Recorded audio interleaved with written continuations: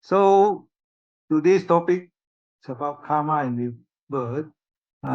It's quite different from the topic you learn in the senior level. Because senior level you learn part of karma, you see, not so detailed. So for higher, I try to give you overall as complete as possible, but I don't say it's 100% complete. So as detailed as possible, so that you can, more or less graduate after this higher stage. And then, so this sharing, the scheme, I start with two separate sections. One section, just briefly talk about the way I'm going to share the topic. So I call it part A, scheme and the sources. I name the sources, all the suttas, whether from the early sutta or from later post-canonical teachings or from commentary, Abhidhamma. I will try my best to mention it.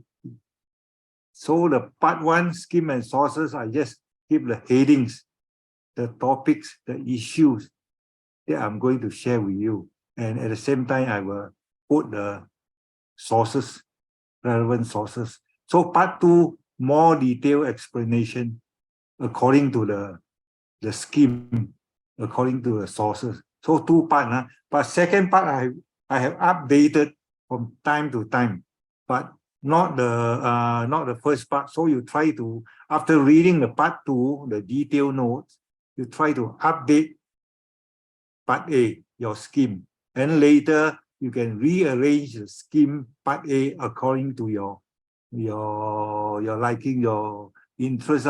Maybe you can choose certain topic and group under different subheadings all by yourself, you see. So A and B, I do it this way. So I briefly go to part A, but for part B details, I will explain a bit more. So for part A, we always start to explain. People always wonder why in this world there are lots of inequality. Why these evil people that enjoy life like mad? And then I'm so good. I've suffered illnesses. I have financial difficulty. People always blame me. It's not fair. It's not fair. So from Buddhist perspective, how to explain all this inequality in our human society? So first thing, we try to answer this before we explain all the detailed concept, doctrine from the early sutta. Not only in the existing human societies, even in the samsara, the 6 realms, also you can notice inequality. For example, why hell beings suffer in the hell realm and woeful states, and then some deva enjoy in the heavens, and then why some Brahma have a very long life, and then some devas, even though they enjoy life, they have shorter lifespan. So this part also we call it inequalities.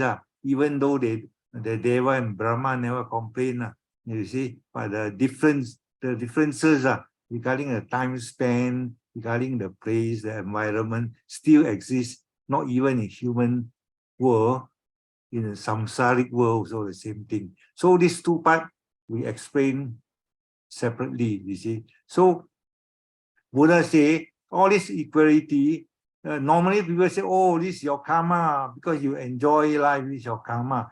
But is it true? Everything due to karma or not? People always say, oh, tsunami, karma. Oh, COVID, karma. But is it true or not? Not everything, according to Buddha's teaching, especially the early sutta points out.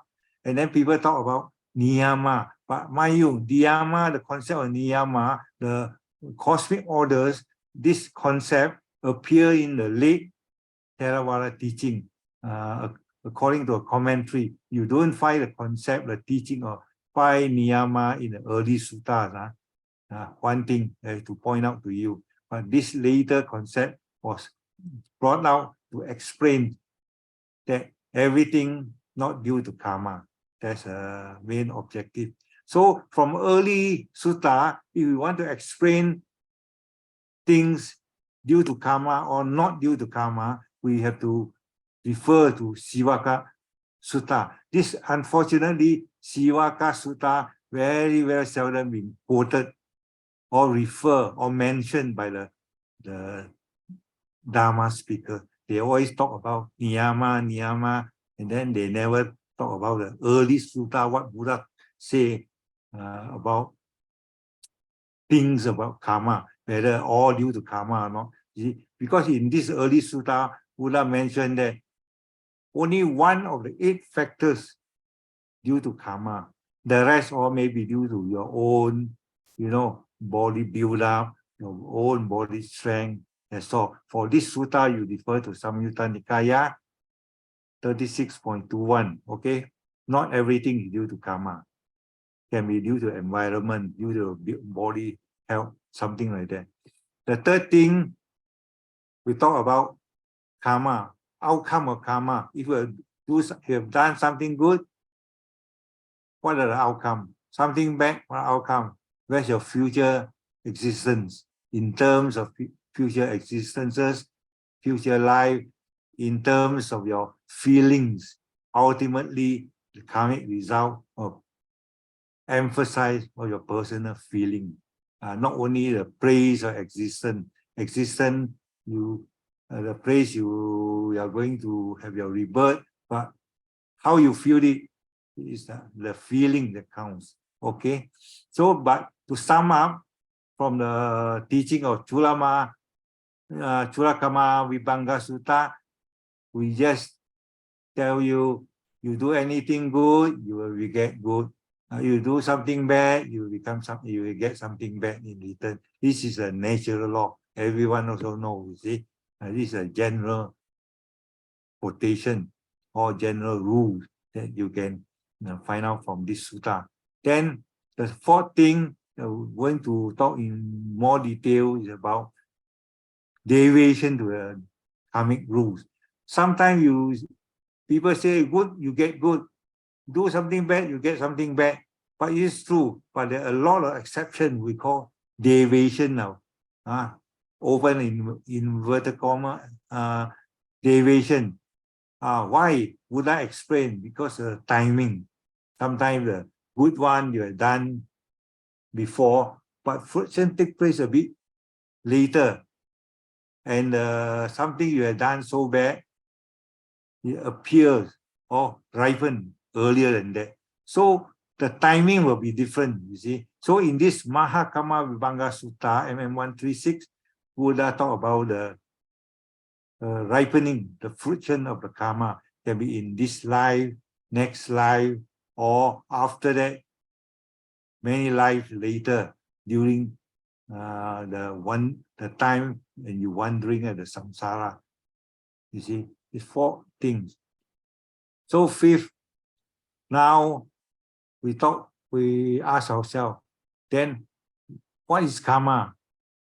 What's the definition of karma? What's the nature of karma? So in one sutta, Nibbehika Sutta, the Anguttara Nikaya, Buddha defined karma must be intentional.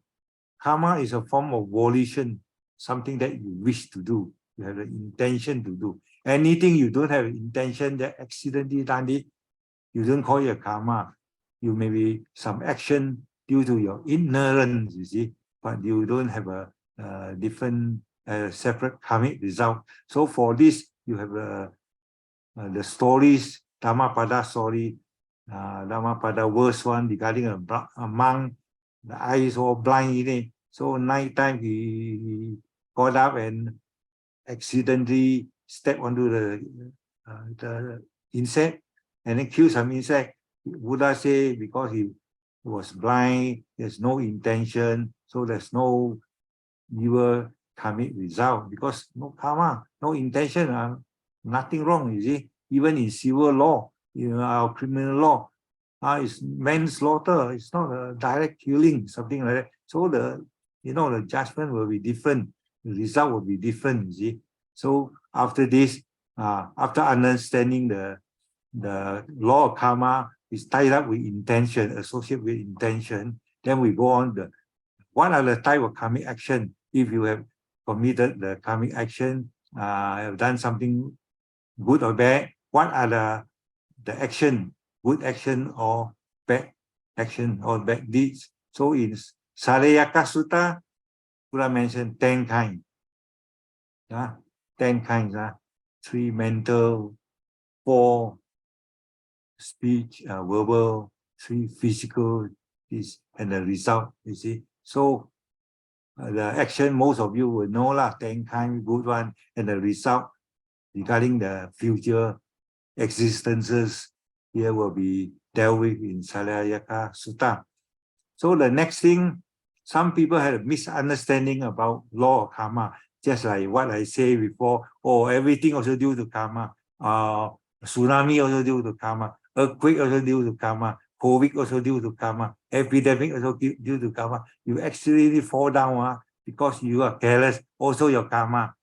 So people have a wrong conception, wrong understanding, because not only Buddhism talk about karma, the Hinduism also talk about karma. So now the Christian or Muslim also, they use the word rightly or wrongly, everything they follow you. Oh, karma, karma, because they don't have a term karma. So when they explain all this, they also follow Buddhist. This is your karma. But usually they give you a wrong idea. So from Buddhist perspective, we have to explain fatalism and karma, karmic action are different. Some determined by external forces, the one of fatalism, non-Buddhist belief.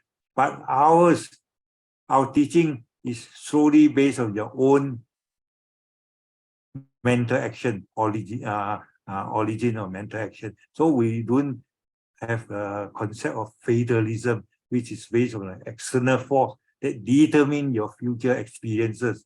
Ours is different. So we have to differentiate what is fatalism of other faith and what is karmic concept, karmic law according to Buddhism. We have to differentiate and explain.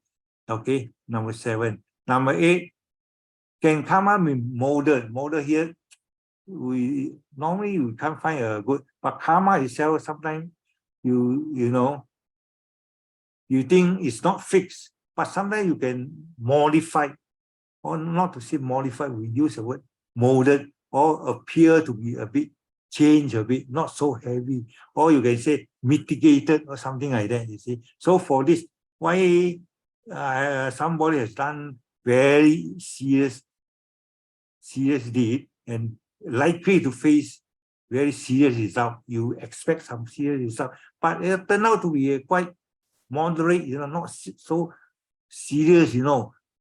So what happened to his previous serious action? Apparently, you say, oh, his karmic action have been molded by some other later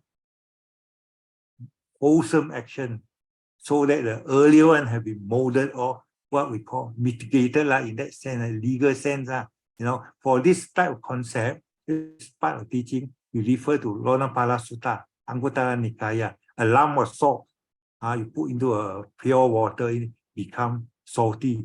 You find, oh, this one has been spoiled or cannot drink anymore. But never mind, you add in more pure water, so that it's drinkable again. So this is what we call good one have been spoiled by the salt, but later you do something good, the dirty and undrinkable become drinkable. That means the concept of molded.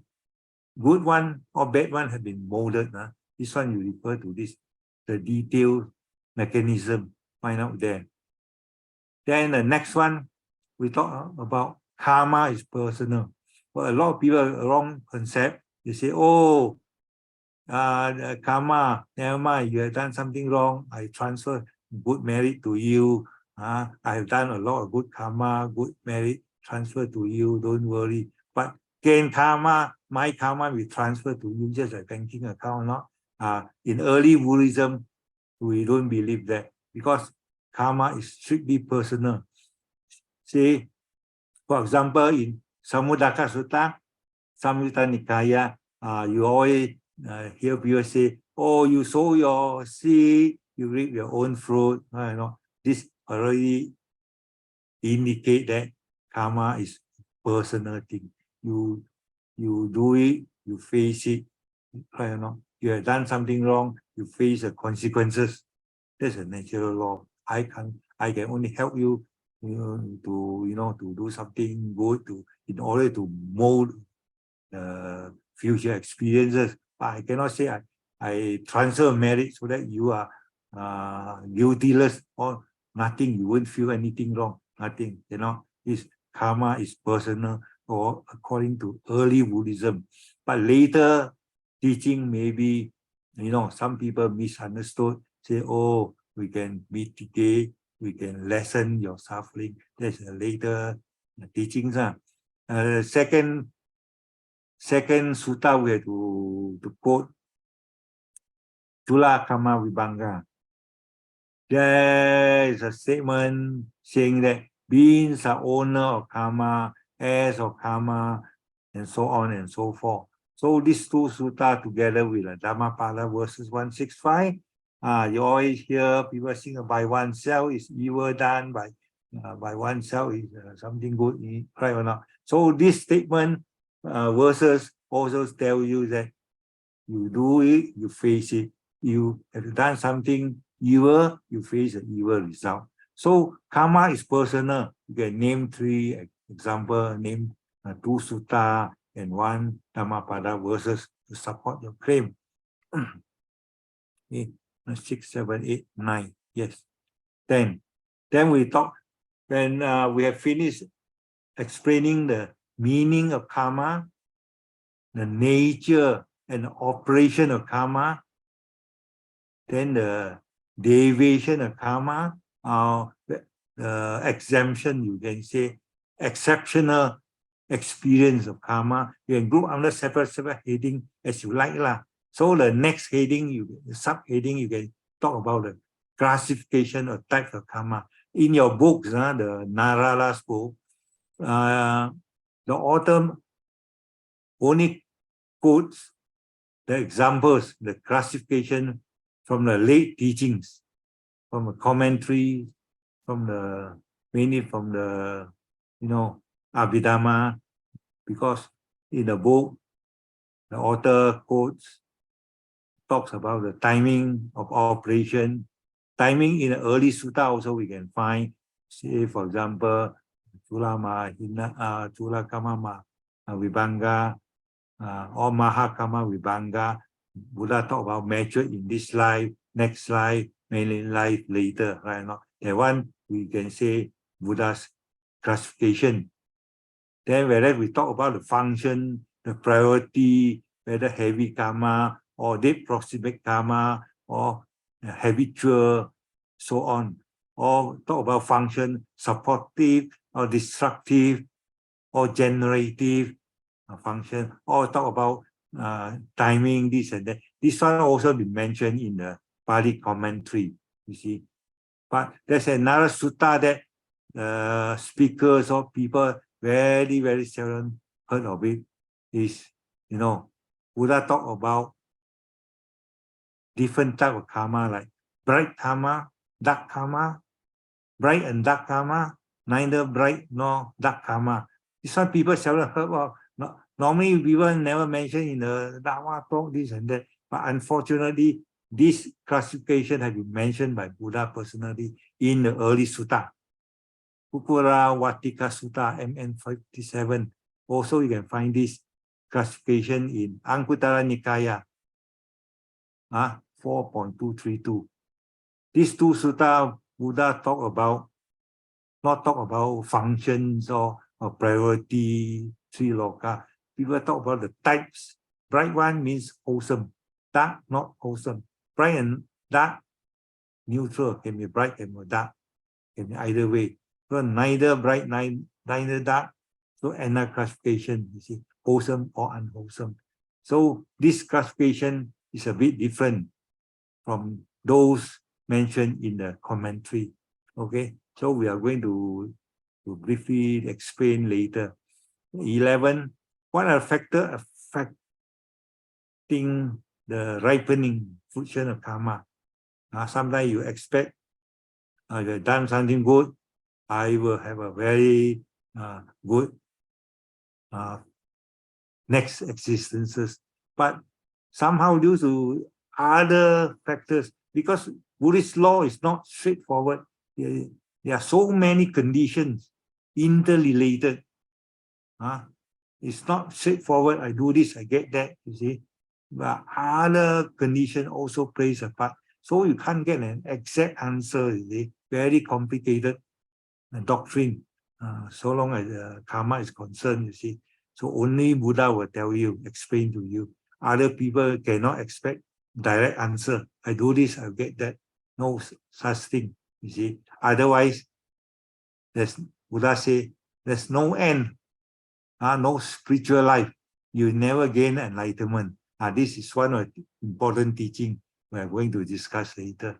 So next one, Kamma, descent, and this one also, number 12, that one easy. You do good, you have a good rebirth in a higher realm. You do something bad, you fall to a woeful state. Is something easy for you to understand. Number 12. This one we will discuss later. In fact, it's under the Jula Kamma Vibhanga Sutta as well as the Maha Kamma Vibhanga. Both of these sutta also touch on the karma descent and karmic ascent. Okay. Then after all the issues, concept about karma, we move on to rebirth. What causes rebirth? The meaning of rebirth from Buddhist perspective, not straight away the baby come out from the stomach or womb, something like that. They are conditioned. There are different factors. The meaning of conception, according to Buddhism, also different. You see, from modern scientific view, sperm or egg come together as a conception. But Buddhism bring out some other factors also. You see, the Gandhava, the presence of Gandhava. There's no Gandhava. Also, don't call it conception. You see. So three things, so different from modern concept, a bit more detailed, more thorough. Then rebirth, then we talk about the dying moment, the appearance of the symbols, nimittas, which gives you indication of your future places or destination, or you give a certain idea about your future experiences owing to because of your past karma. So these issues will be dealt under topic 15. You see, meaning of date. Then we talk about punya pustaka. Now, how punya pustaka will influence your karma, your next rebirth. You see, the role of punya pustaka. Why people play some chanting or music, show you a nice photo, arouse your wholesome mind. This is the operation of punya pustaka. We are going to practice that people always, perform, even though they don't understand the term punya pustaka, but knowingly they do something good during a dying moment. 16, rebirth. Is it true or not? Reason, quote the reason from the suttas or from the newspaper reports. You see, here I only quote the textual evidences, quote the suttas concerned from the Nikayas, but I have forgotten to download or upload those videos or newspaper report about people recording their past life. There are so many instances that I read from the paper, but unfortunately I did not download, upload, and put into this sharings. Okay. So the one of the evidence that I wish to point out, everyone also know during the night when Buddha gained his enlightenment, he got the bina, the power in it. He can, after much meditation, after attaining the jhana, he could recall his past life. Right? No? It's black and white mentioned in the sutta. So this is one of the evidence of rebirth. Buddha said, I can recall so many lives before. So evidence of rebirth. So another evidence is, when Buddha just gained the enlightenment, immediately he uttered some words, in Udana, saying that, oh, many birds are wandering, I seeking the builder of the house. Something that I wonder and wonder and wonder. That means there are evidence of so many life in the samsaric world. Right? These two textual evidences that can tell you that in the early sutta, Buddha did mention about rebirth and many life, many existences in the samsaric, during our samsaric wandering. Okay, 16, 17, how rebirth takes place. Whether Theravada's teaching, in fact, it's not an early teaching. The late Theravada teaching talks about the immediate rebirth, no antara bhava. Antara bhava is something, a short period in between two existences, you see. But in the early sutta, Buddha never say immediate rebirth, This immediate rebirth based on the late Theravada teaching, the concept called theory of momentariness. You see, one chitta appear, disappear, then with the arising of next, immediately there's no gap in between. So this is a theory of moment to moment, disappear, and next moment appear, then disappear, next moment, a theory of moment. So one moment is independent of another moment, a theory of moment. So long. So if you follow this theory, rebirth is just one moment. That means there's no gap in between, no antara bhava. But this concept, can it be found in early sutta? We don't, you see. So we have to give some evidence, some evidences to support it. For example, there's one famous story in it, when the Bodhisattva passed away in the Tusita heaven and takes rebirth in the human world.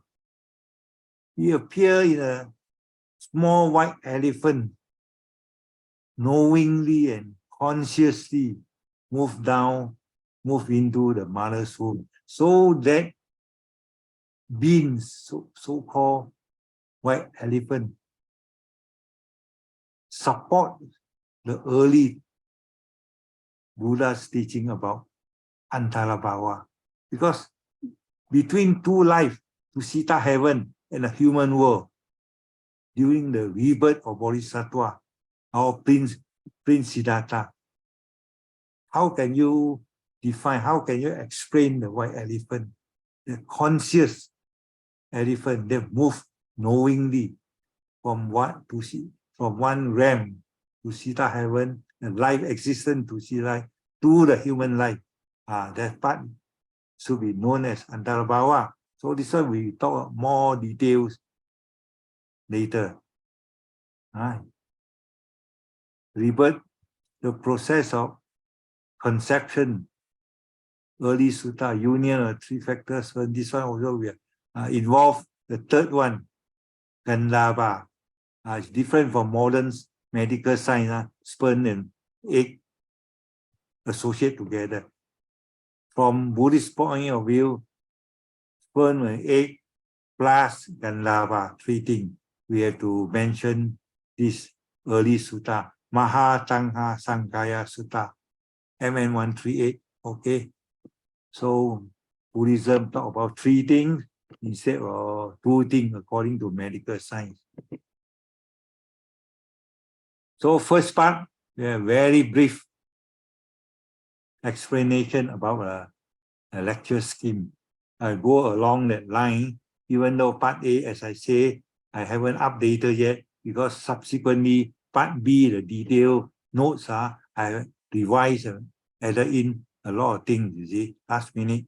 So first part, I quoted the sources and I work out the scheme outline of this sharing, so you can follow that to be your revision note, or for your future talk you can rearrange or group under separate heading as you like lah.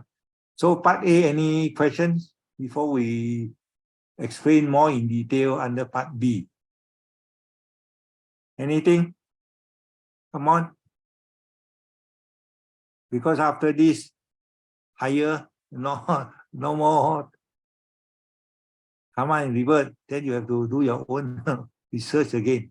Any comment or anything? If everything okay, then I move in B. But I have to tell you, it's a very long sharing. It will take, I think, at least 2, maybe possible 3. Never mind. If we have time, we just move on this Saturday, next Saturday, and last Saturday. Okay. So long I'm not in a medical retreat, that's okay. This subject, Antara Bawa, just now, brother, you mentioned, it is like transit point. Transit. It's like transiting. And how long does it, a being, for that matter, transit? I remember in Taoism, they observe the 7 days, they observe the 7 days, then they will come back, you know. They will say that it's a soul will come back, or then they observe the 49 days, and then 100 days, whatever, you know, there's a period of time.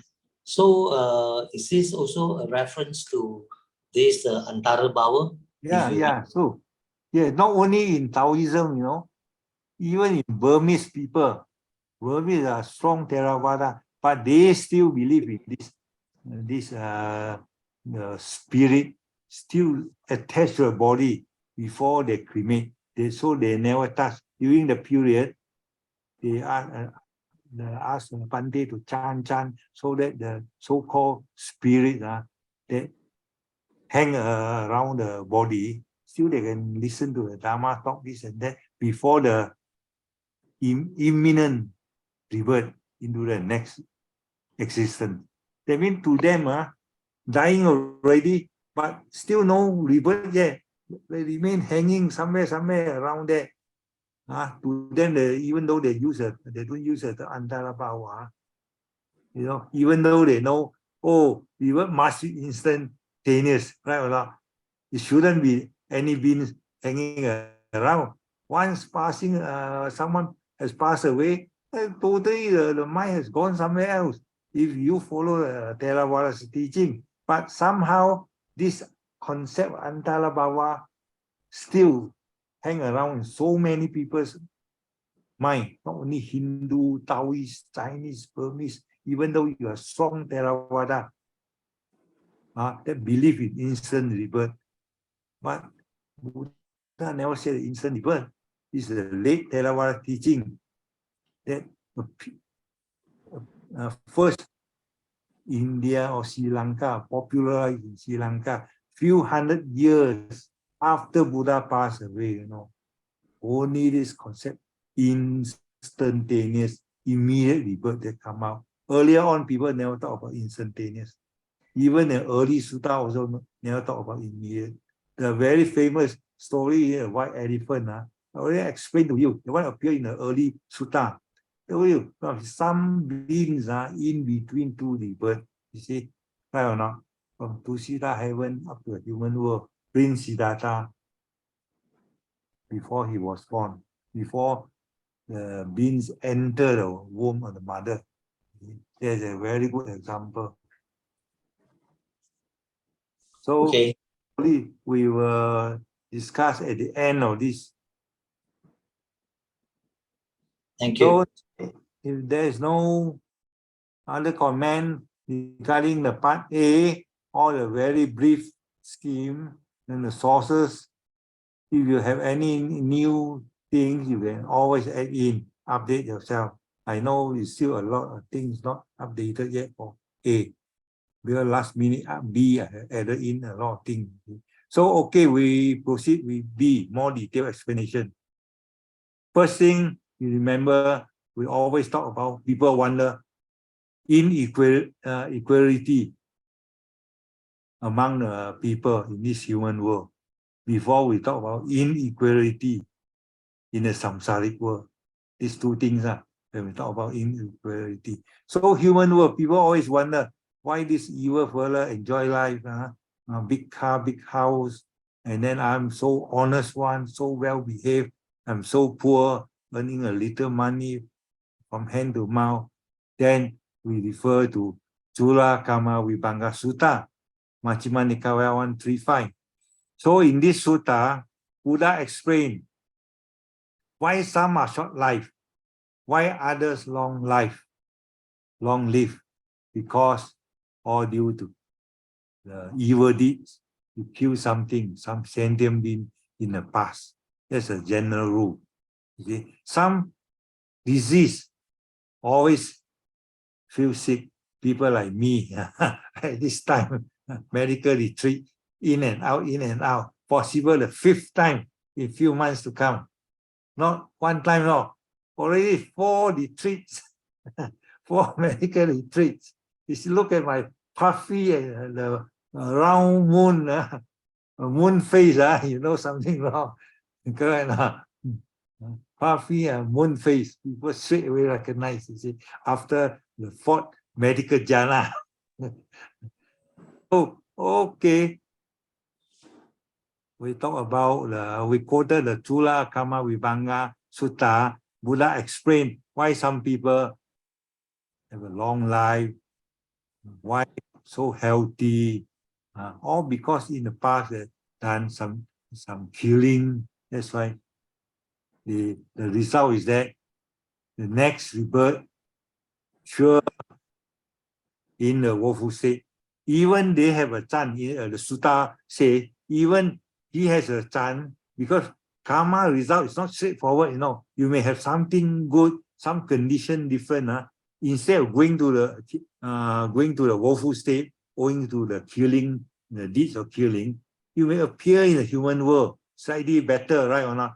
You think you are good people in human world. Buddha say, even you don't have a suffering in the woeful state, you come back to human world, you will be born in the lower class of human world, the poor people, or short life, or very sickly people, you see. One thing. So generally, long life due to killing. This unhealthy because you always harm other people, you see, causing harm to others. That somebody is very beautiful, very handsome, because in the past he never get angry, smiling faces, very gentle to people. So people, ugly people, looks fierce, or in the past he always show his temper, or feel angry, so become the face become, you know, so long, this and this, sour. So in this life, the face also ugly lah, in that sense lah, you know. So if someone is so powerful, others become powerless. Why? In the past, you always envy, jealous of others people. So this is a general rules lah. But of course, there are exceptions now. We are going to talk later. Why poor? Some people poor, some rich. Because in the past, he seldom did dana, stingy, want to help people, want to donate things. You see? So in this life, he's poor. You see? Others, generous people, practice generosity. So in future life, he will be wealthy. You see? Then low born, high born. So in the past, arrogant. So now, whether he's high ranking people or low pariah people, you see, all because of his temper, you see. Then whether these people wise men or not, just a fool, ignorant, or because in the past he never contemplate, never respect Sangha, never read, study Dharma, and so on, you see.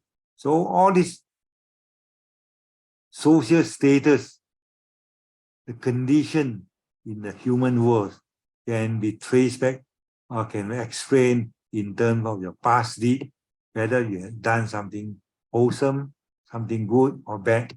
This is a general rule as mentioned by Buddha in Tula Kamma Vibhanga Sutta. You see? Then, general rule, then because of the wholesome and unwholesome deeds done, they are reborn in the good, heavenly, or either good or either in the woeful state. Even if rebirth, Buddha say, even you are lucky enough due to some other factors, if your rebirth takes place in the human realm, they have this inequality also. You have done something wrong, kill something, you expect to go to woeful state, but somehow due to other factors, you have done some other thing unknowingly, some other thing good unknowingly, you appear in the human world again, but won't guarantee you have a very nice life in the human world. You still have to face consequences, either short life or ugly or something else. You see, this two have been explained in the sutta. Therefore, this Buddha say, karma explain the differences, explain all the different experiences, of our human being in these societies. Whether you are short life, long life, beautiful, ugly, and so on, inferior or superior, all because of karma. Okay, the first part, sutta that explain the inequality in our human world. That can be found in Tula Kamma Vibhanga Sutta. Next slide. Karma explain not only in human world, also explains the inequality, the different experiences in the samsaric world, the 6 realms. For example, this one understood why being in the woeful states, like hell realm, suffer. Why Deva, like Lord Saka, enjoy life, listening to the celestial music, Apsaras, Gandhava, all is in the Deva realm. You see, this is also example of inequality. Why Brahma has eon years of long span of life, and then whereas animals less than 100 years die off. You see, human world also 70, 80 compared to those Deva, million years. You see, so in terms of this inequality, we can refer to Salayaka Sutta. In this sutta, Buddha explained why beings is born in woeful state, whereas other in heavenly world. Buddha answer by 10 kind of unwholesome things. Some go to heaven, enjoy life. 10 different actions, 3 mental, 4 verbal, and 3 physical. These 10 actions everyone knows, either good or bad. I don't know. So this thing we don't go into detail. That will be a different topic. Mental action, covetousness. Covetousness means people have this. You also envy. I also want to have this. People have that. I look at it. I also want to have that. Covetousness. Some type of special type of craving, desire, envy, that mix together. Then hatred, wrong view. All these 3 different mental actions. Wholesome or unwholesome. If you are not covetous, it's wholesome.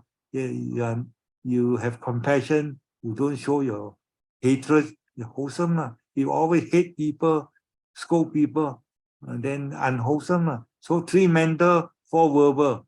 Verbal, 4 speech, malicious, this and that. Everyone knows, no need to go into detail. Physical can be killing, stealing, sexual misconduct. So all these 10 actions explain your future experiences, whether you go to higher realm or lower realm, and you face inequality, unequal experiences in your samsaric life. Long life in the Brahma world or heaven or short life in the animal world, suffering in the woeful state, a happy life in the Deva realm.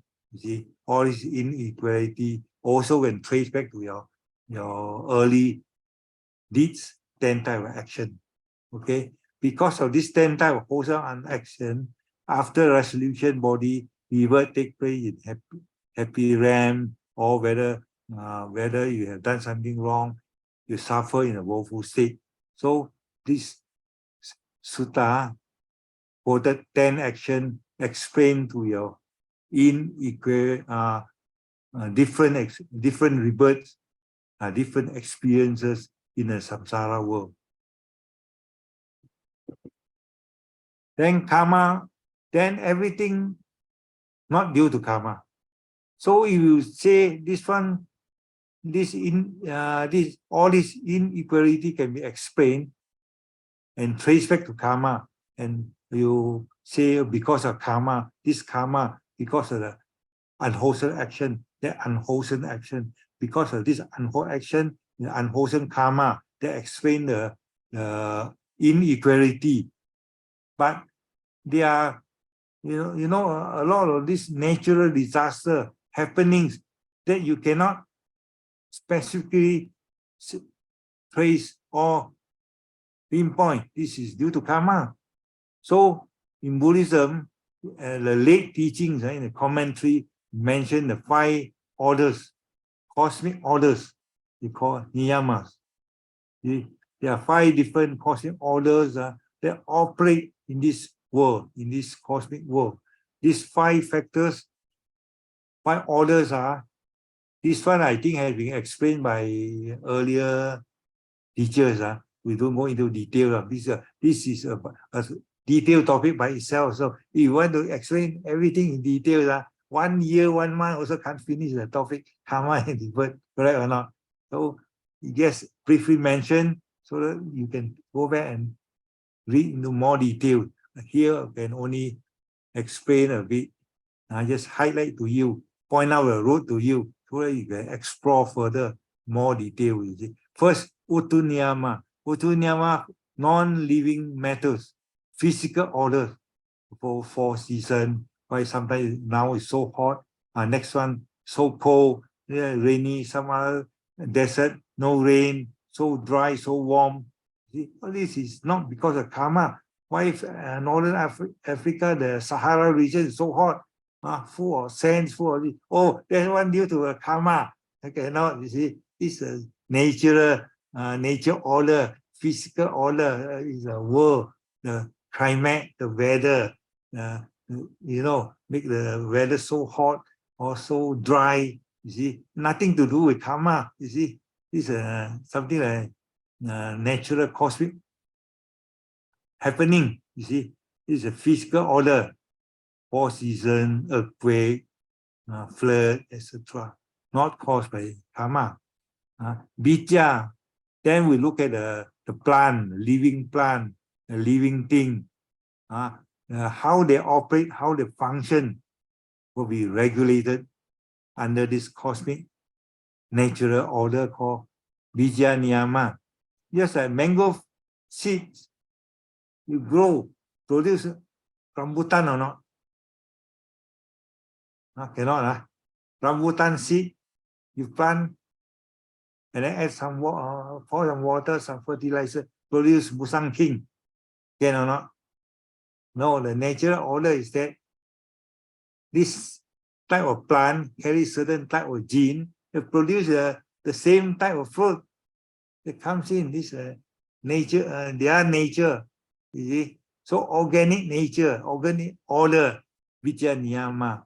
Rambutan seed grow and produce rambutan, grow into rambutan tree and then bear rambutan fruit. That's a nature. You see, human being cannot give birth to the animal or something like that. You see, nature. So, Vijaya Niyama, organic order. Third thing is Kamma Niyama. Third thing only karma. Out of 5 factors, like 5 order, 1 only deals with karma. Law of causation. In fact, do something good, get something. The result will be something good. You see, but our Buddhist causation and effect, law of karma is different from other faiths. We don't have an external divine, external superpower to influence your fate. That is not our karmic law. That is fatalism. See? So we have to pinpoint our karma niyama, example like a law of karma, is without the external influences. Okay, different from others. Even other also call karma. Simply, everybody also karma. You have to differentiate. So third one is dharma niyama. Dharma, the universal law, 5 precepts. Keep 5 precepts, you are good. No killing, good. No sexual misconduct, good. No force, good. This is natural dharma, universal norm, universal acceptance, accepted rules. Even you are not a Buddhist, you ask a Hindu, Muslim, killing God, good or not. Sometimes they may add in something different, or you kill in the name of a religion, you go to heaven, you have 72 virgin, that's exceptional case. This is their dharma, you see, not our Buddhist dharma. You see, different people can use the term dharma. Dharma, the word is neutral, but the interpretation is different. You see, so Buddhists have the Buddhist karma, and they are Hindu also can call their Hindu karma. The word karma or dharma or neutral. Just a word, money is neutral, can be good, can be bad. See? So karma, dharma, from Buddhist perspective, you have to explain according to our teaching, you see. Then the last one, citta niyama, citta, mental factors. Mental activity, explain the function of the mind, you see, perceptions, how you perceive, psychic law, psychology, all this, nothing to do with karma. I think like that doesn't mean that, oh, this is my karma, because my citta function that way, you see. So 5 cosmic order under niyama, late Theravada concept. You don't find the teaching sutta talks about niyama. Okay, all from commentary. I don't know whether people highlight to you or not. People always say Buddha talk about niyama, Buddha talk about bija niyama. Technically it's wrong, you see. Buddha will feel shocked. I never talk about niyama. This is very late, somebody modern. Just like the word group karma. Group karma. Buddha also wonder, in my sutta, can you mention the word group karma or not? I cannot. Modern people, in order to explain all these people who die at the same time, facing the same method of day, facing the same experience, timing, then they say, oh, everyone facing the same, this is a group karma, apply to every one of you at the same time. It's a modern term to explain the experiences that we see today. Even though some idea has been traced back to the commentary, but not to an early sutta. Commentary talk about what? The second king, the successor of King Pasenadi, the Vidubadu, right? Half slave, half Brahmin. He want to take revenge, kill, massacre all the Sakyan people. The commentary say, oh, these Sakyan people all die together. In the past, they put poison in the river, kill all the fish in the river. Now they all die together. Group karma, we will call it. So it's not the early sutta, it's a later teaching, later concept. Okay, so happen I highlight here, I just mentioned to you, otherwise you forget it. Okay, I did not include this in our talk here. The concept of group karma. I could have added in a modern understanding of people who die together, how to explain. This part I did not add in. Okay, you can update yourself what is group karma from modern interpretation, but don't call it a Buddha's concept, Buddha's saying so, and try to trace a sutta you will never find Okay. Can I ask a question? Yes. Since you have mentioned if this niyamas was not the subject of our Blessed One, so therefore, is it right to reject niyamas because this is a later addition? The Buddha did mention, if in my Dhamma, if you add anything, it is not my Dhamma. If you delete anything from what I've said, it's also not my Dhamma. So it's not a Buddha Dhamma, it's just a Dhamma. You can say Theravada's teaching. You can throw away because you are Theravadin. You are a follower of Theravada's teaching. Since Theravada's teaching talks about niyama, you follow it. You cannot say I'm 100% follower of Buddha and I'm not a Theravada. Everybody also say you are a follower of Theravada. Since Theravada accepted this as a teaching in a commentary, so you have to faithfully adopt it. Correct or not? But to me, it's regardless whether I call myself a Theravadian or not. But the most important is to understand and follow the teaching of our the Buddha, which is, in its original form. That's what we say. Whenever we need to clarify, we go back to the suttas to clarify those points that has arisen during the time of the Buddha. But of course, this has been also been recorded by the Arahants, the elders. So see niyama here, there's one factor order called Kamma niyama. So it's related to the Buddha's teaching also. In that sense, the citta, the dhamma niyama. Right, no? You cannot cut off everything. They're somehow still related. It explain, it support the understanding, try to clear away people's misconception about the law of karma. This is function. This is the main point about the teaching of niyama. Help to dispel all the wrong understanding of karma as spoken by Buddha. Correct or not? You have to mention. Yes. So is these 5 niyamas unique to Theravadan Buddhism? Yes, yes. So long as it's under commentary, still. Is only unique for Theravada Buddhism? So to me, it's unique to Theravada, but because I'm not well versed in others. Okay. From the textbook I read, it says very seldom or never mentioned in other like Chinese agama. Because in other schools, those discourses left all not complete, except Theravada's teaching. 5 Nikaya is most complete. In the Chinese agama, even though they have the comparative one, Anguttara, say for example, Dikka agama, the one belongs to Sarvastivada school. Then the Majjhima agama, you don't have a Majjhima agama under Sarvastivada, is under the Mahasangika school. Though different school, only one set, they fit into their agama, which is equivalent to Theravada's Nikaya, you know. So Theravada have 5 Nikaya complete: Dikka, Majjhima, Samyutta, Anguttara, Kudaka. Whereas in the Chinese agama, you have 4.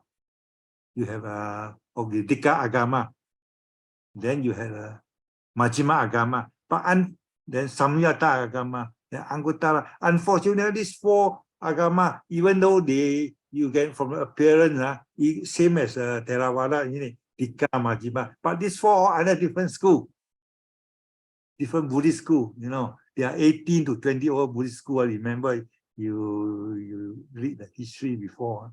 So their agama, they have a complete Dikka, Mika, Samyutta, Anguttara, but all different school. Whereas Theravada is 5 all under the same school, Theravada school. That's a difference, you know. We're not talking about the content, we are talking about the subject. Okay. It means to say that the content will be different also. Content, not 100%, but quite maybe 80%. Some sutta, they are the same story. So like the Theravada, you have going up to Tusita heaven. They also have. But in Theravada's version, going up to Sita, then came down to Sankasa, appear not in the sutta, in a commentary or the story, but their part of this appear in the sutta or something. Same thing, but different arrangement, you know. Sometimes different heading, different topic, but the content-wise, more or less the same arrangement only. And wording may be a bit different, you know. Yeah, okay. Then Interpret wrongly, you see. yeah, Interpret yeah. differently. I think I read these niyamas, the 5 niyamas. Yeah. In the books, the booklets I read from the Nichiren Daishonin. The Japanese, the Nichiren Daishonin. Oh, you quote this source. Okay. I have read the niyamas, 5 Nichiren. niyamas were mentioned in the booklets also. Yeah. So, I mean, I was surprised. I was flipping over, then I read this. Then, and now when I read this, it's exactly the same. They quoted this Nichiren, Yeah, Nichiren. Buddhist, but actually not 100% Buddhist. You see, they only the part of the Chinese Lotus Sutta. Their main thing to chant the name. That's all. They chant the Daimoku only. They don't even teach the early Buddhism. You see, so they just take a here, a part there, and then mix together and create something. Oh, Nichiren Buddhism or something like that. But the name Buddhism have been misused, have been simply adopted by so many people. Everyone will call themselves Buddhist. Nowadays in school, you're not Buddhist, you also call yourself Buddhist in that sense. You know. So I'm not surprised they just stick here and there. Even the Ikwan Tao, they put in the Dharma, the content, they put in and they label it as they are also yes. a Buddhist. Yes, they change a bit. Okay. I'm surprised they also take this, but it's not original teaching of this Nichiren. They just took it here and there, put it that way. I see. It's part of the If you say that is from the commentary, it was not yes, not spoken by the Buddha. Not early teaching. Okay, now I understand. But people say Buddhist teaching in the general sense. Because sometimes people use the term, it's a Buddha's word, it's totally different. The Buddhist teaching is another thing, you have to differentiate. If you use the word Buddhist teaching, is overall general. You are Buddhist, so this teaching is like that, you call Buddhist teaching. It doesn't mean it's Buddha's word. Be careful. Buddha's word is Buddha Vachana. Words come from Buddha's mouth. That one can be traced from the sutta. Then you can say Buddha's word. So we have to go back to the Nikayas lah. You say, Nikaya, yes, that's Buddha's teaching. Buddha Vachana. You say Buddhist teaching is general, You can say Utu Niyama also Buddhist teaching because Theravada Buddhist. Correct or not? It's an overall general. So you be careful when you read the books or anything. People always argue because they can't differentiate. They never analyze the things. Just give you a general term and then start arguing. You have to be careful, analyze, understand the meaning. What is Buddhist teaching and Buddha's teaching? Buddha's word is totally different. General term, you can say Buddhist teaching, Buddhist belief. If you read late Chief's book, he always use Buddhist teaching to be very safe. You cannot say wrong. Overall, Buddhist teaching, I can say it's Mahayana Buddhist, also Buddhist. Theravada's teaching, even though you can't find in the early sutta, but still Buddhist, Theravada Buddhist, late Buddhist, early Buddhist, also Buddhist. So general term, Buddhist, don't mix up with Buddha. You say Buddha, that means early sutta, one thing, be careful, all the students have to be careful when you read book or listen to anything. Sometimes Dharma speakers also unknowingly, they say, Buddha's word, Buddhist word, this and that. They're also confused. You have to be very clear. You see? Okay, that you don't learn in a textbook. Sometimes you listen to experienced people who tell you. Okay. Because sometimes Lama talk, you can hear everything Buddha's word, Buddhist, they mix up everything. They also unknowingly tell you this and that. People are always confused, you see. Okay. Okay. Okay. Thank Before you. we move. Yeah. That means we still have to go back to read, because there's always the argument that there were certain suttas they were left out when they the text, the Yes, yes. council. There's always this argument that these teachings were not included, were left out when they have the first council. But no evidence which I have been left out when. Yeah, that's why. So Nobody knows. That's the thing. Okay. Okay. Thank you, Brother Tan. Right. Yeah. Then not everything. Since we explain inequalities, do good, get something good. You expect something bad in all the inequality. So after explaining this, people still got some doubt, why I'm so good? You never explained to me. So Buddha talk about the exception regarding to the rules. Good will get good, bad become bad. This sutta Sivaka. In this sutta, Buddha say karma, previous action, is one of the 8 causes of feeling. This sutta I have to tell you, very seldom mentioned by people. People always talk about other things without telling, without quoting this sutta. This sutta say that 8 factors or 8 reasons that explain the karmic experiences. 8 experiences. Only one is due to karma. You see, our 8 causes, one of the 8 causes of feelings. I mean the result of your evil deeds, whether you feel pain, whether you feel happiness or not. You see, in a person, whether you're sick, well, this infected with this, not necessarily due to karma, maybe indirectly. So, for example, these 8 orders, for first 7, because of the human factors. Number 8 only due to karma, universal karma. First, disorder or bite. Human being, if you are not healthy, your stomach, the organ, the bite, not good, not functioning well, or your phlegm, because your lung not strong, you have phlegm, or disorder or internal wind. People talk about the body wind. It's all the function of the human body, or because the combination of the first 3, then the fourth factor, then the 5th one, because of climate, you don't feel well, this and that. Not only because of body function not good, or not because of all these factors, your body is weak. External climate or season also influence your own experiences, you see.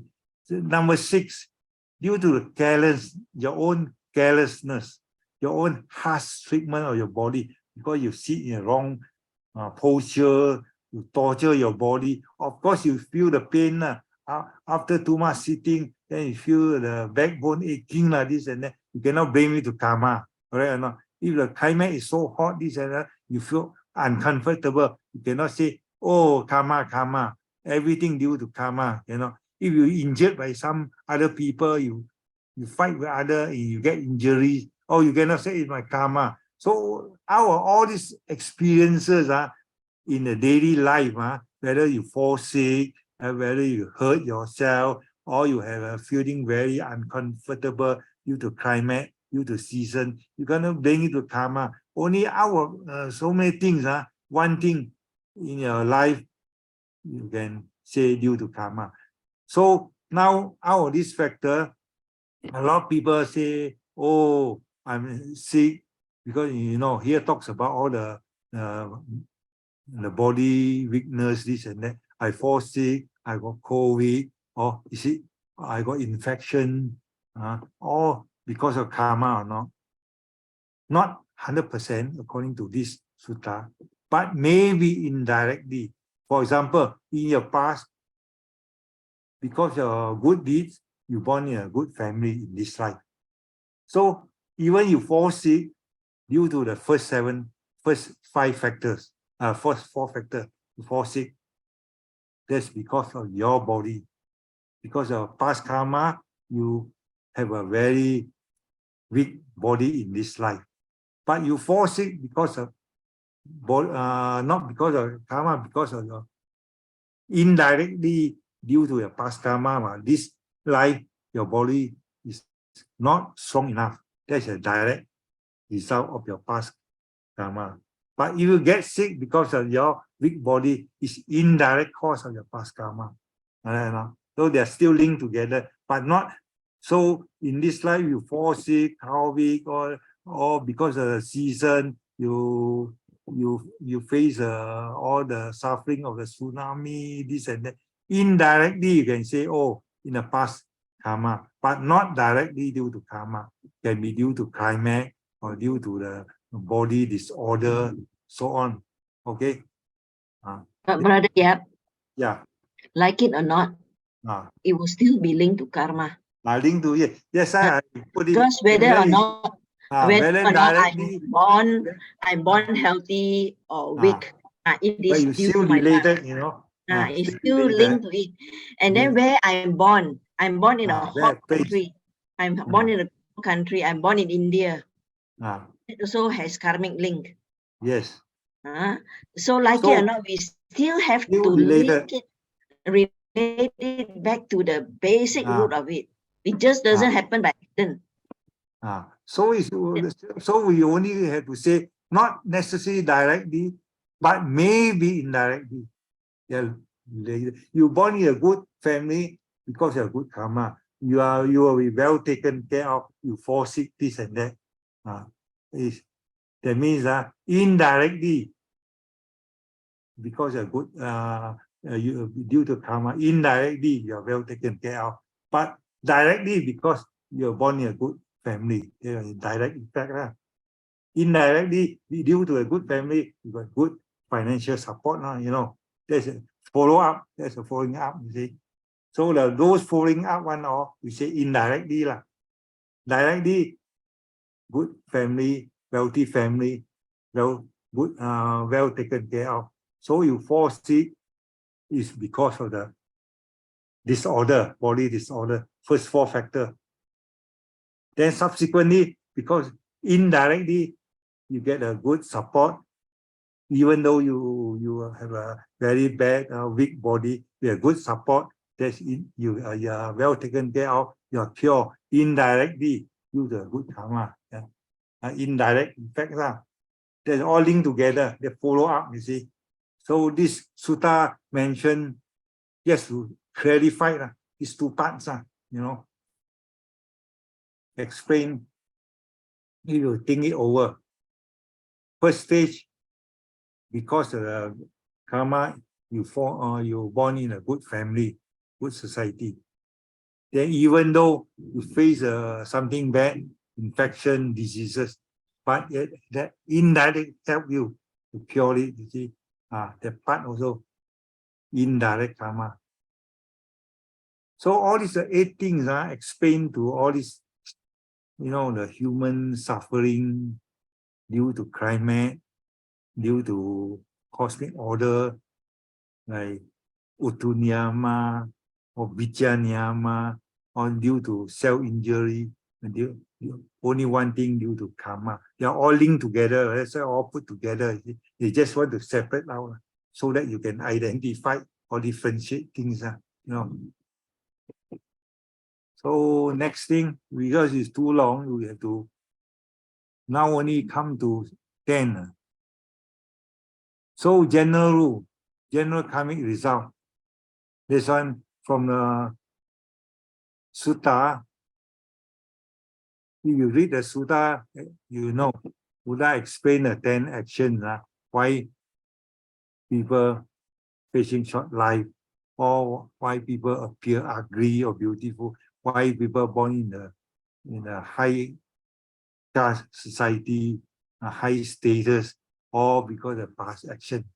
So this sutta talks about a direct way, general result. Okay.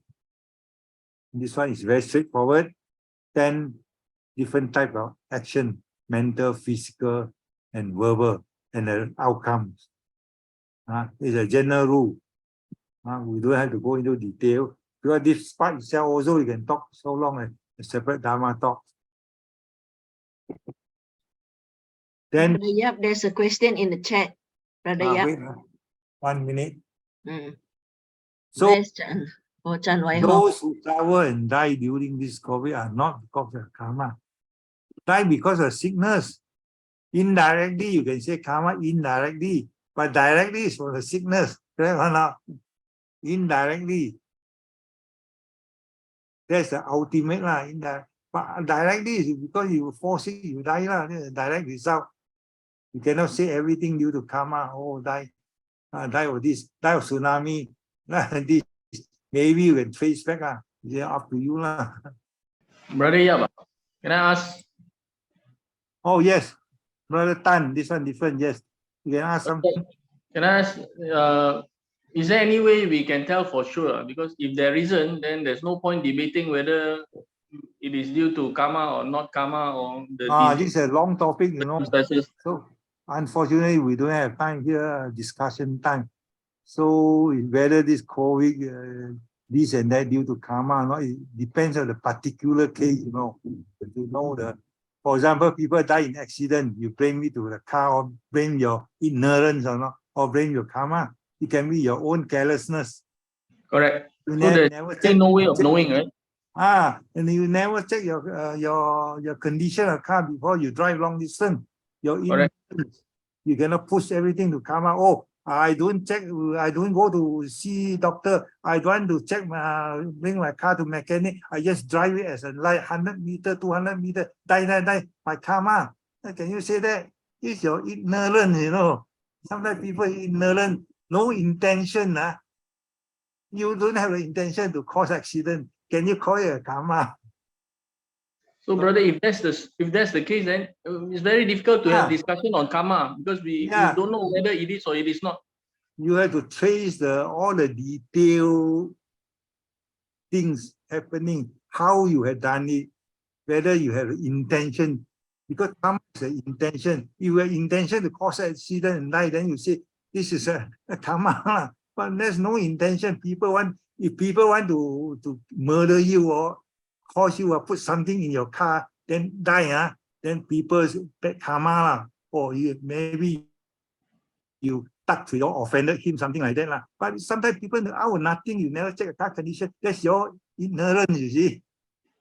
Correct. So it's very hard to trace also to intention, because the intention happened in past life, not this life. Yes. So you cannot trace back. That's why a Buddhist concept of karma involves so many factors, you know. There's no direct answer. You have to know all the past, the detail, whether due to ignorance or due to people's intention, or maybe you intention want to commit suicide. Who knows, right or not?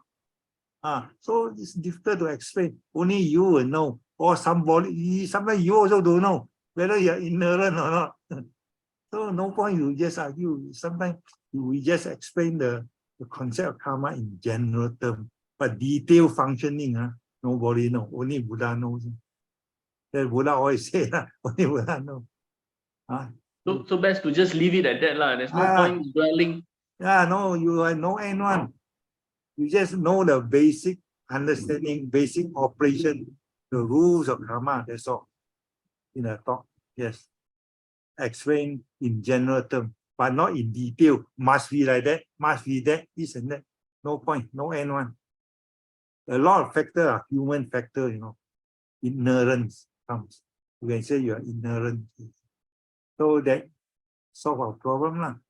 Otherwise, days and night, Buddha say it won't help you to gain enlightenment. You talk about it. Mula Karungkya Sutta. But brother Yap, Buddha also say this karma is topic is achinteya, right? It's useless to talk about it. You can go. Yes, don't waste time. Okay. Okay, thanks. Deviation from the normal karmic result. MN135. MN135 is the Chula Kamma Vibhanga. MN136 is Maha Kamma. So 135 talk about action and the result. But this gives you a general outcome. But they are still inequality, deviation. Then in the 136, Buddha explain more in detail, bringing out the concept. Some result ripen in this life, some next life, some in many lives later. So in this sutta. So yes, this Maha 136 support MN135, read together lah. So because of the timing difference, you always see the different or deviation. You expect something good, you get something good. Explained in 135. But 136 say, some people from the meditation, 136 says that they see somebody has done something good, but how come he revert in a woeful state? 136 explain to you timing difference. Okay, depends on timing and condition. Even the commentary also tells you the same. Heavy karma, sometimes you think heavy karma will appear first. Sometimes due to the last minute, due to the function of the, you know what we call punya pustaka, or you do chanting for him, you remind him of all this Dharma talk. Last minute, oh, I did all my Dharma activity in temple, I done something. Even in the past, all the bad karma will be suppressed. The dead proximate karma appear and he has good revert. It all depends. So, because of timing of the maturity of the deed, one thing, because of the influence of the last momentary thought, also another factor that appear that will affect the future existences. Okay, so the karmic result sometimes not direct, not direct, because the main concept of timing of maturity. Okay, what is karma? The meaning of karma, the definition of karma. You refer to this sutta, AN 663, Nimehika Sutta. Here, Buddha explained, karma must be intentional. Volition is karma. You see, you must have the intention to do it. If you have no intention due to your ignorance or unknowingly have done this, we don't call it a karma. We don't say, oh, I create a karmic force or karmic result or something like that. Even if you refer to Dhammapada story number 1, the blind man, you go and read the details of the story part. The blind man accidentally got up at night and stepped onto the insect and killed some insect. People complain to Buddha. Buddha say he was blind man, had no intention to kill, so not bad karma lah. You see. So karma first arise in the mind. The action must be mental because it's intentional. Intentional, I always tell you that arising in the mind first. So after that, only manifest in the form of physical action or verbal action.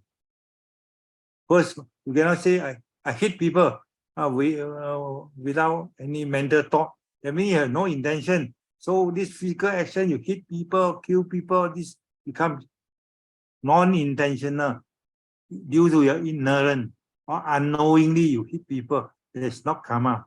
See? So first thing, karma, because it's intentional, because it's volition, it's part of the mental factor, cetana.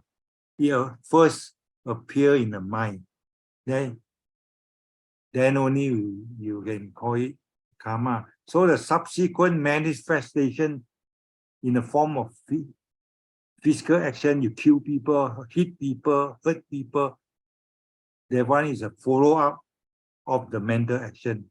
If you don't have the mental thought or intention appear in the mind, subsequent physical action or verbal action only you can call it a non-intentional and non-karma.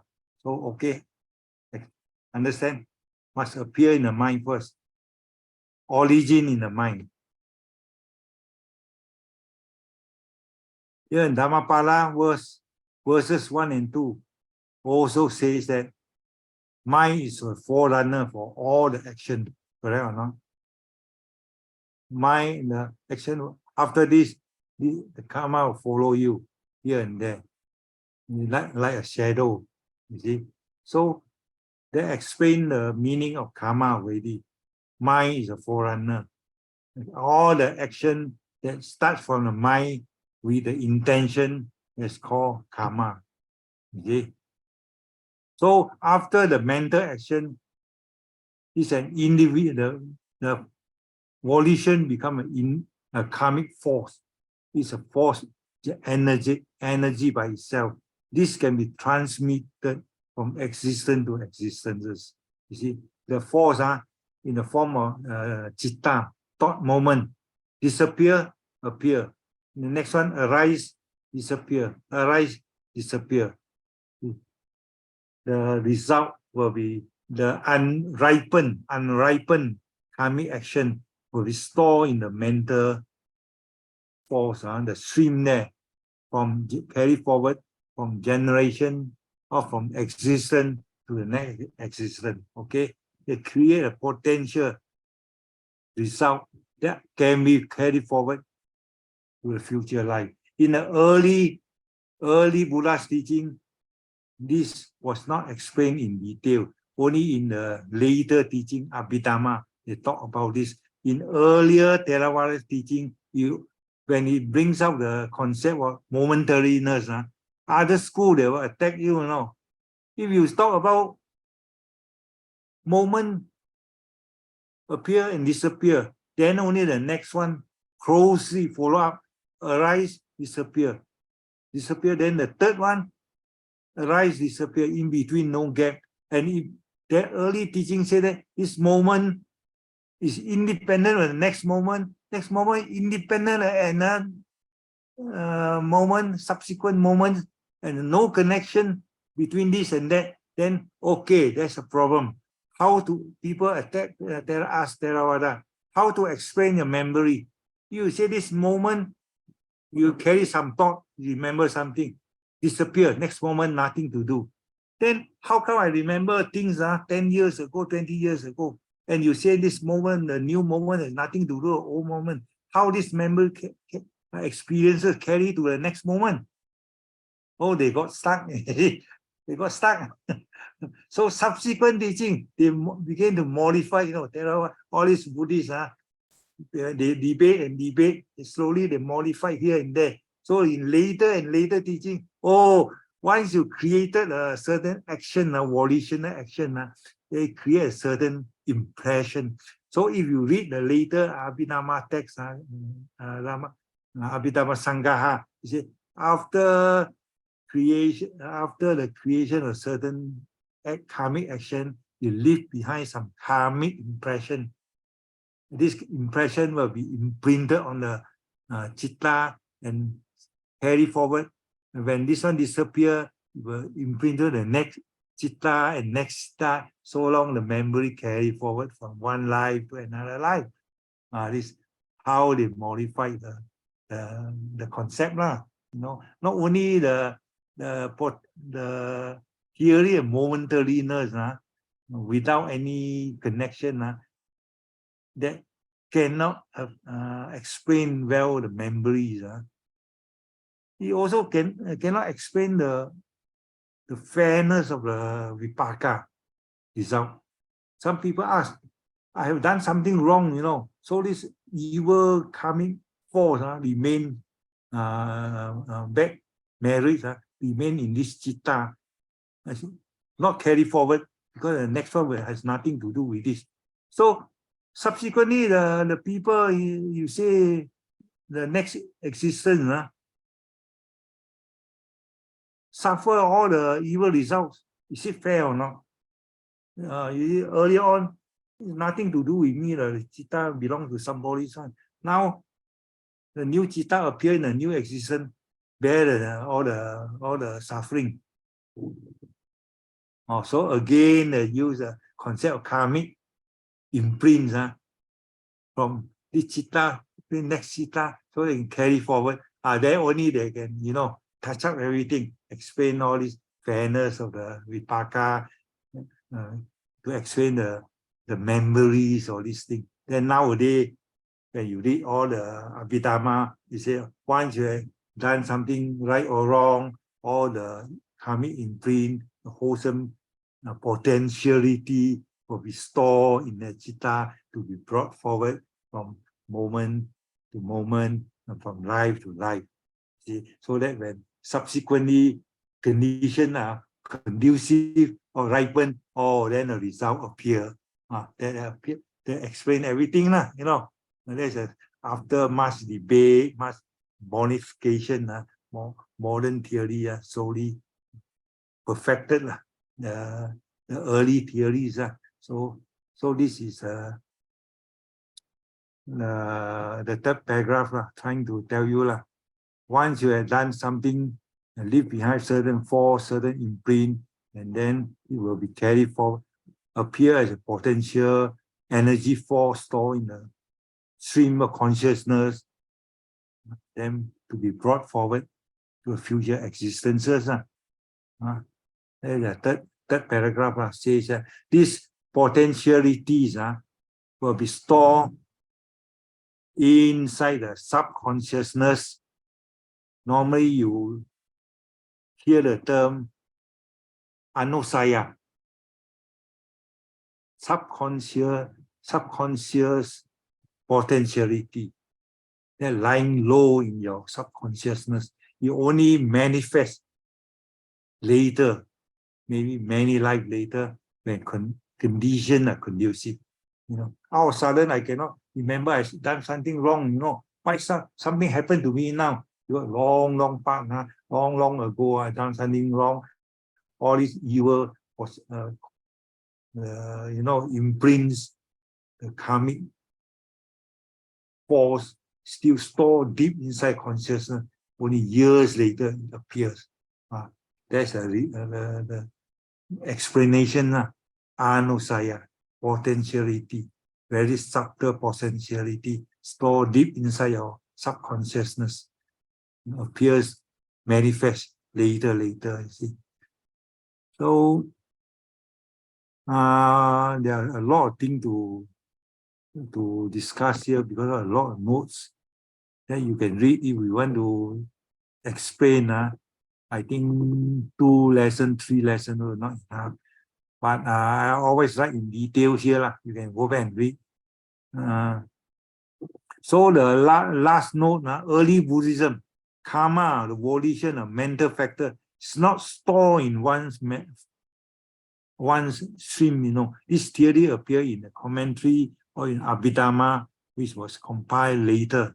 You only early sutta only say it manifests when condition arise. That's all. Or you have done something wrong in future, when the condition good, the result will appear. Here's a general statement, what the early sutta say. But of course, in a later Abhidhamma, they try to explain in more details. This one is stored in the subconsciousness, remain as an imprint on the citta, stored in the part of the mental stream, carry forward from life to life, and when any condition ripen, then it appears. This part of detailed explanation were given in the later teaching. So you try to differentiate. Early teaching only just very general. You create something wrong, the result will appear later, this life, next life, or the other life. Very simple. But how to explain in detail, the one in a later Theravada teaching, They talk in terms of Abhidhamma, how to carry forward, what are mental forces, this what belongs to. So nowadays the teaching all combined together. Therava's teaching from the simple, the detail all grouped together. See, I just highlight the difference here in case you go all mix up everything also Buddha say. I also hate it. So 10 karmic action, this one simple, you know lah. Just now I explained to you, Sariyaka Sutta, good, you get good, your rebirth, you go to somewhere else. What are the good action, body action, verbal action, mental action? Okay, this one you can briefly explain before.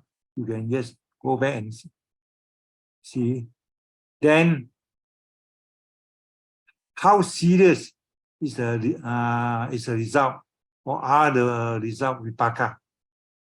You cannot tell. I kill people, I sure die. Or if people give poison to me, then he also die of poison. Then if I die 5 minutes, I kill people 5 minutes, next time I die in 5 minutes. Then we cannot tell how serious or sure die one. You see, from a commentary, he explained all the seriousness of the karma, the vipaka, the karmic result, all depends on these factors. Intention, whether you have intention to do something wrong or not. If you don't have intention, of course, there's no karma. You don't have to worry whether it's serious or not. Your result serious or not. It's unintentional. It's not grouped under karmic result. So even you can say you face a result of ignorance, but you cannot say because of karma, I've done a lot of heavy deeds or something like that. Then next thing you have considered virtue. If you kill an arahant, of course the vipaka, the result will be very serious. You kill injured Buddha, go to hell, you see, just like Devadaka. You kill a small ant, still not too bad.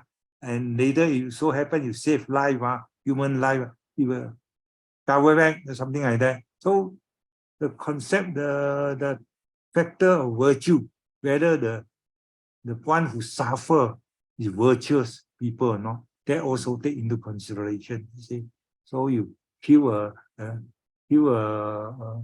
robber, a very evil people to protect yourself, compared to one who kill arahant.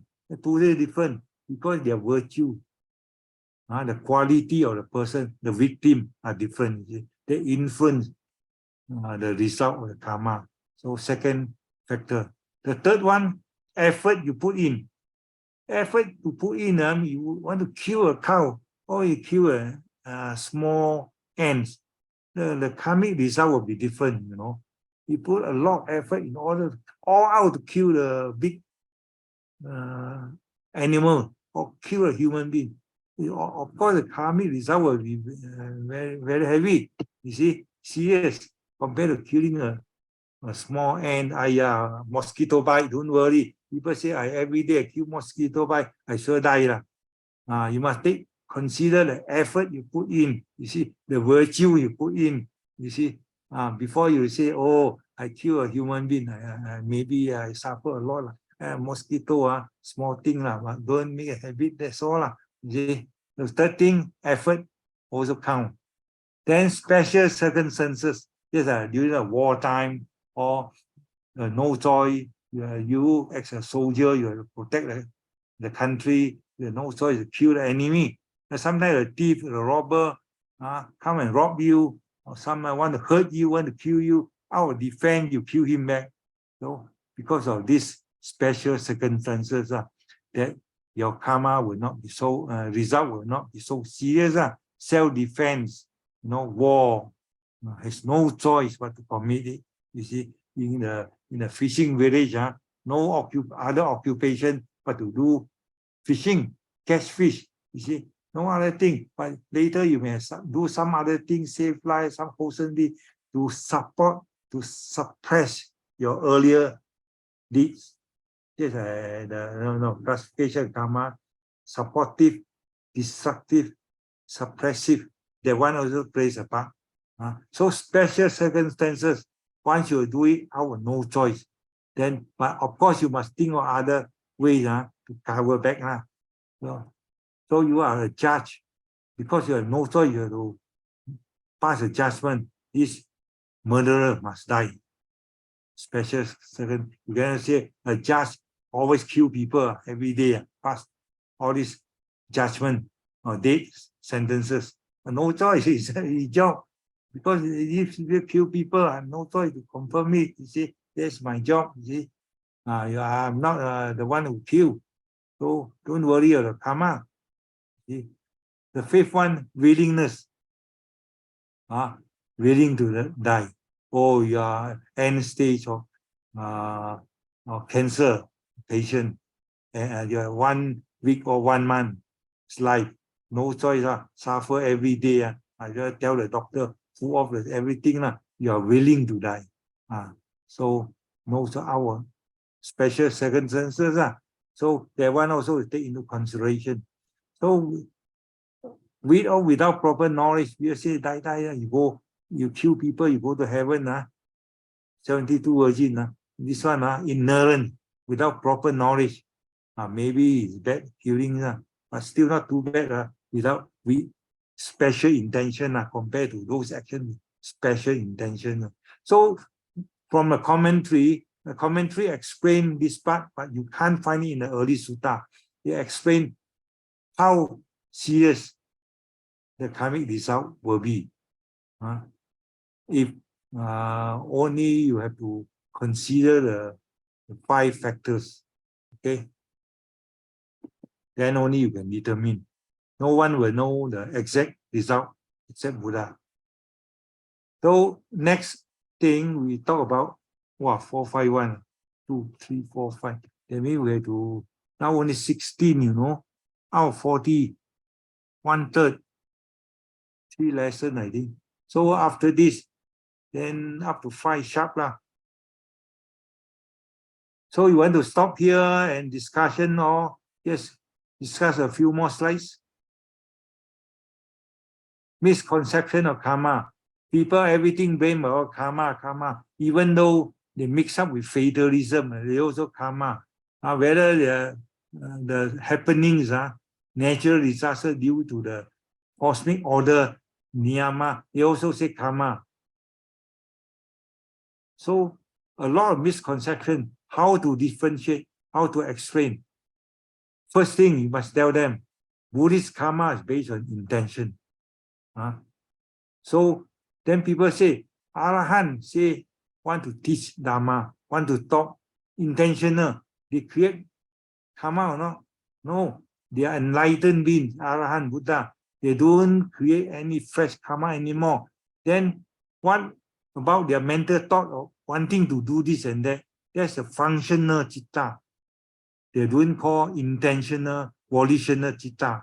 They call kiriya. They do, yes, they want to do, without associating with the intention or defilement or anything. This type of mental thought we call kiriya citta, functional citta. Yes, to carry out the job, that's all. Without desire, without attachment, without any defilement.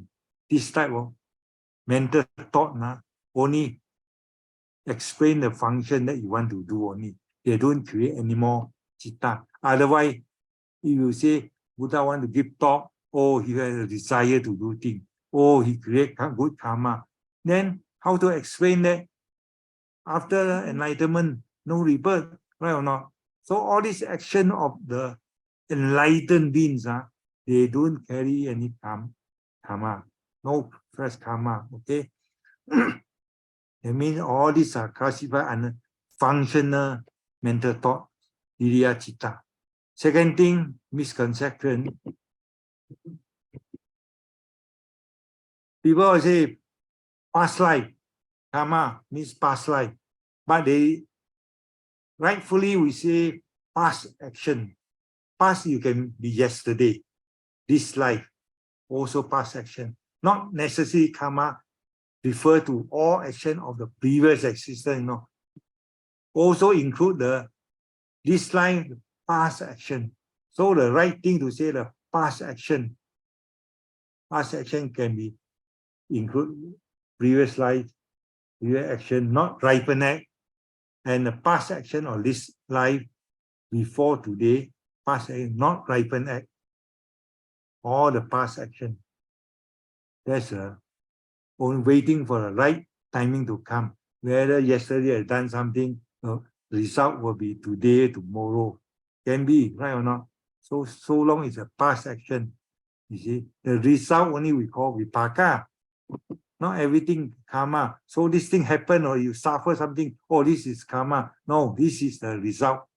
The term, the meaning of term, you have to differentiate between vipaka and karma. Karma is the previous action. Vipaka is a subsequent result related to it. Okay. Then karma is mental volition. And so vipaka, the result is also mental. You experience something, whether pleasant or unpleasant, rather than the outcome, or say whether broken limb or dead body or something like that, or that one is only the appearance, but it all falls back to your mind, whether your experience, your outcome is pleasant or not. This is the one we call, that means whether it's the intention, the karma, the outcome of the karma, vipaka, all fall back to the mind. You see, not only the appearance, how this thing looks, the one only the manifestation of your mental action, the result of the karma. There's a manifestation. The ultimate thing is the feeling. Okay. Not all natural disasters in this world due to karma. We explain niyama, we explain the 8 factors, Sivaka Sutta. One of the 8 factors is karma. The rest may be due to the climate, seasoning, which is utuniyama, or can be due to body sickness, weakness, vijja niyama, something like that. You see? So not everything disaster due to karma.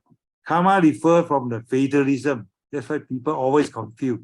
Then you have to quote Donapala Sutta, the lumps of salt. Karma can be modified. If you talk about fatalism, everything fatal, you don't do anything, don't care. Even I do. Yes, I some of the Buddhist, non-Buddhist school during Buddha's time. Some believe in fatalism. Oh, no point to do good things, all fated already.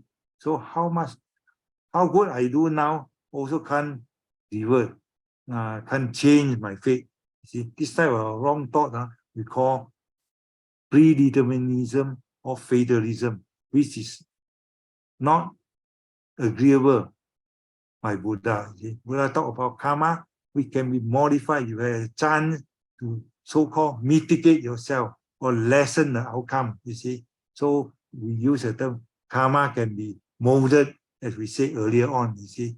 Use the sutta to explain to you a lump of salt in the pure water, but then pure water becomes salty, can become pure, can become drinkable again by adding more pure water. See, that means karma can be molded. You cannot say change totally lah. The early karma cannot, the nature itself cannot change, but the outcome can be changed, you see. Okay. Karma misconception. Karma can be molded. Donapala Sutta. Here, just now I explained briefly. If a person experience karma in the priest, why Buddha talk about this? The molding. There's things, the experience can be changed, can be lessened. Why? The main reason you have to remember. If a Buddha in the Sutta says, if a person experience karma in exactly the same way, that means throughout the life, right from the moment I'm born to this world, I've done thousands and millions of different acts every day and night, you see. So if you say, I've done this, the outcome must be exactly the same. Then throughout the life, no choice.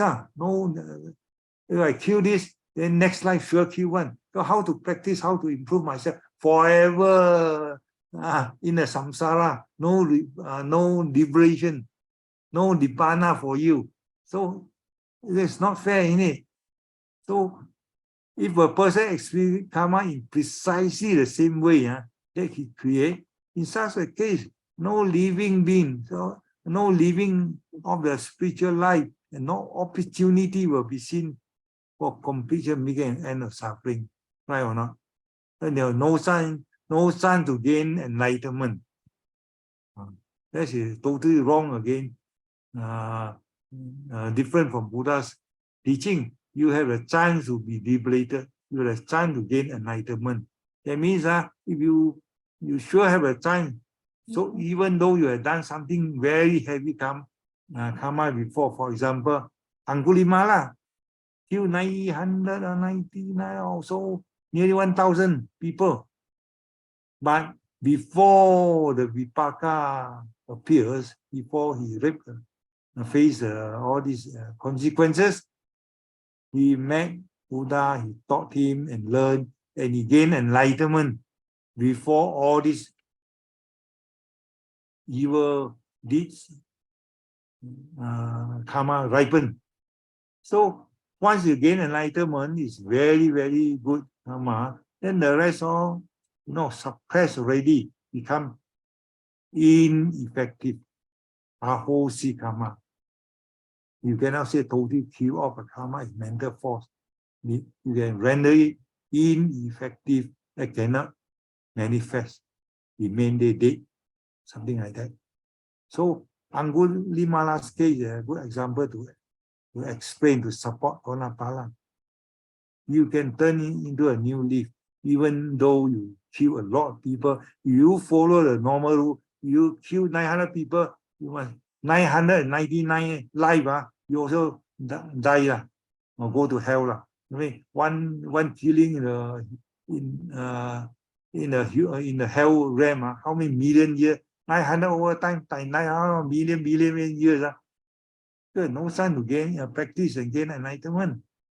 So Gonapala Sutta explained that those evil, those good or bad karma in the past can be molded. The experience, subsequent experience, the result can be different. Okay, so you give you a chance, to practice and gain enlightenment. So we stop here temporarily. Any questions? Okay, we allow. Hello. Yes, yeah. Can I ask? Who is that, please? Show your face. Me. Okay, Brother Tan. Good. Brother, can I ask? Can you explain again the Cuti Cita and Pati Sandi? Cuti Cita is the last mental thought of this present life before people go for long holiday. Cuti, not for enjoyment. Cuti, is mati, die, It's the dead consciousness. How come being dead still can become conscious? No, consciousness means the last moment stop already. We don't call it. It's part of the consciousness. It's not conscious.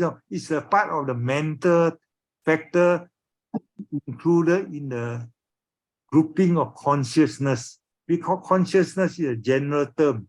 Inside you have karmic forces, your volition, your merit thought, your happy thought, your present unhappy thought, your compassion mental thought, your cuti thought, It's a general term. Consciousness term comprises so many types of mental thought, cetana. Understand?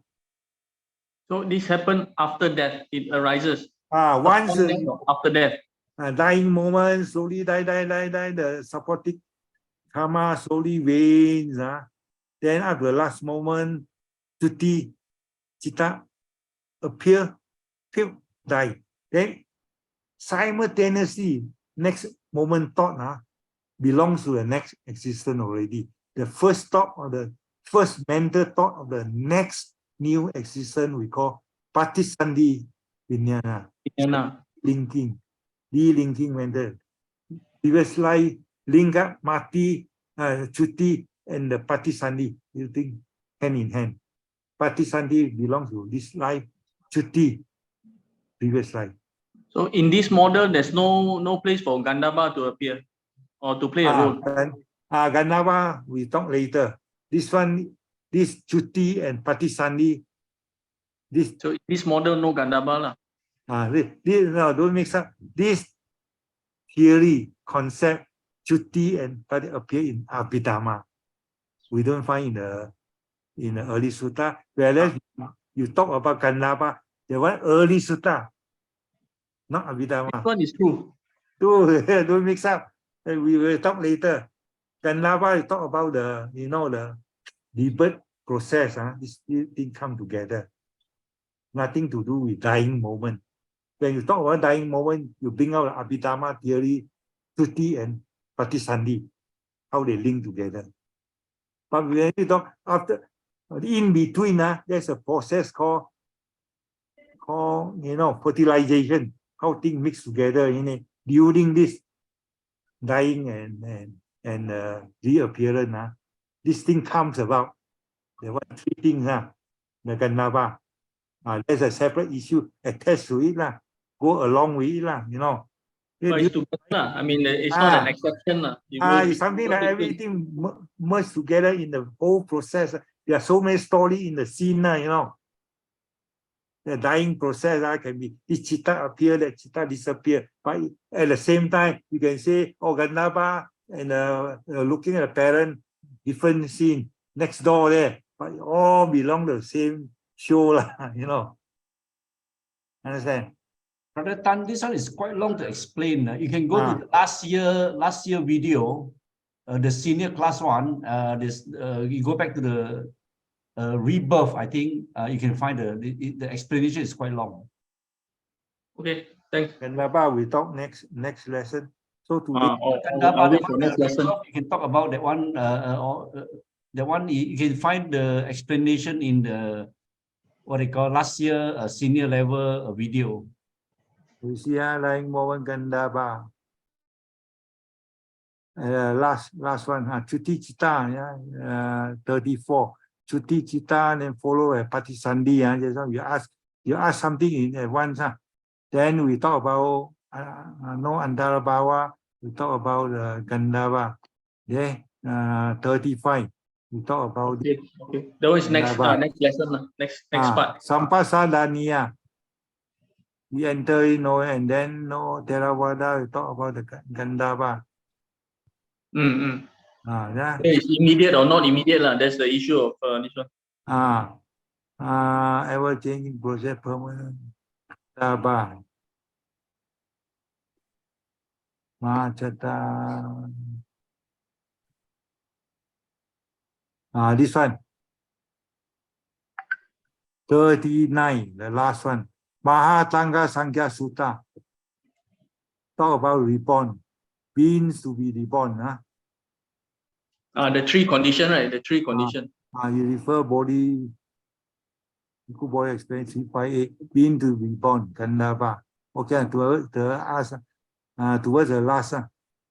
Okay. The one rebirth, under rebirth, process of rebirth, but not during the karma section. So we stop at just now 17. 17, yeah, stop at 17. Okay. Next week 18.